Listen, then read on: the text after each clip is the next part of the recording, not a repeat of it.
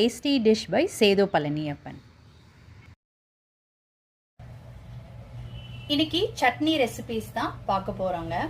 Daily morning என்ன சட்னி பண்ணலாம் அப்படின்னு யோசிக்கிறது பெரிய டாஸ்கா இருக்கும் எல்லா லேடிஸ்க்கும்.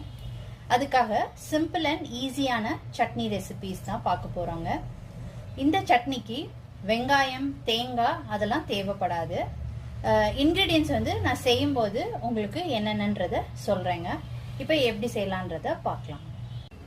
இந்த ரெசிபி செய்யறதுக்கு ஒரு பேன்ல எண்ணெய் விட்டுக்கிறேன். எண்ணெய் சூடானதுக்கு அப்புறம் இதுல 2 ஸ்பூன் கடலைப்பருப்பு சேர்த்துக்கிறேங்க.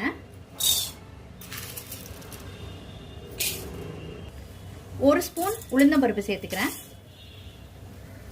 இப்போ இதை பொன்னிறமா வறுத்து எடுத்துக்கலாம். சிம்ல வச்சுட்டு வறுத்துக்கோங்க, கருகிடாம.